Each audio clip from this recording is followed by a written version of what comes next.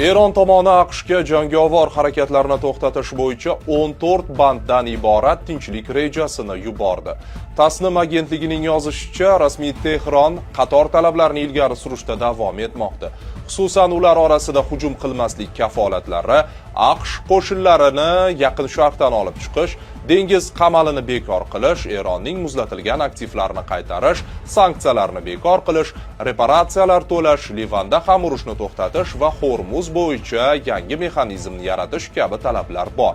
Aksiosning yozishicha, Eronning rejasida Hormuz bo'g'ozi faoliyatini tiklash, AQShning dengiz qamaliga chek qo'yish va urushni butunlay tugatish bo'yicha muzokaralar uchun 1 oylik muddat belgilangan. Bu bo'yicha kelishuvga erishilsa, Eronning yadroviy dasturi bo'yicha yana 1 oylik muzokaralar o'tkazilishi rejadan o'rin olgan.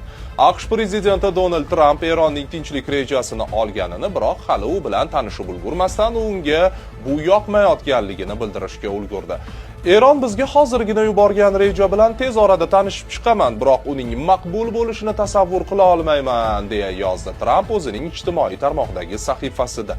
Eslatib o'tamiz, aprel oyi boshidan beri Eron va AQSh o'rtasida tuzilgan sulh amalda, ammo tomonlar o'rtasidagi muzokaralar boshi berk ko'chaga kirib qolgan.